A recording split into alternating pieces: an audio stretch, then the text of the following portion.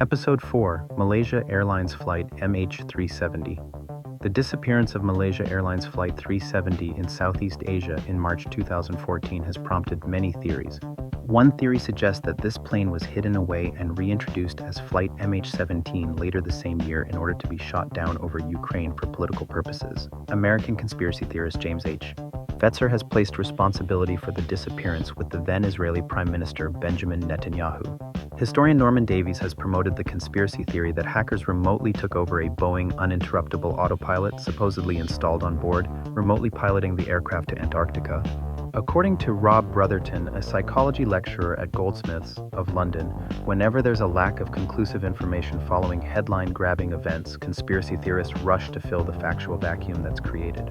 Victims' relatives questioned the veracity of the Malaysian government's statements about the demise of the aircraft and organized a protest at the Malaysian embassy in Beijing with the goal of forcing the Malaysian government to reveal any withheld information about Flight 370's whereabouts.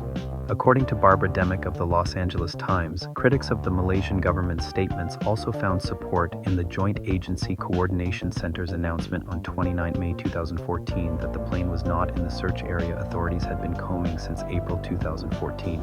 Other factors involved the lack of a distress signal from the plane. Searches discovered debris which had a very strong likelihood, near certain, of originating from the crash, with definitive fragments first located in 2015. Criticism and response. Conspiracy-focused internet sites claim that the official statement that the plane crashed into the Indian Ocean is a blatant cover-up. They note that a Boeing 777 does not have the structural integrity to survive crashing into the ocean, and that it would be comparable to hitting a concrete wall at terminal velocity.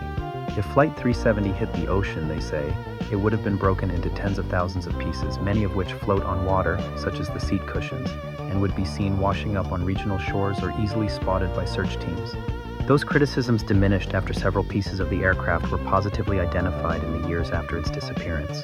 Harvard professor Cass Sunstein noted that the conflicting information initially released by the Malaysian government explains the interest in alternative theories.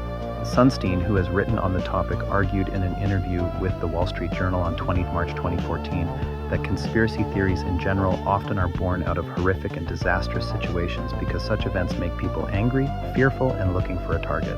But what do you think happened to Malaysia Airlines Flight MH370?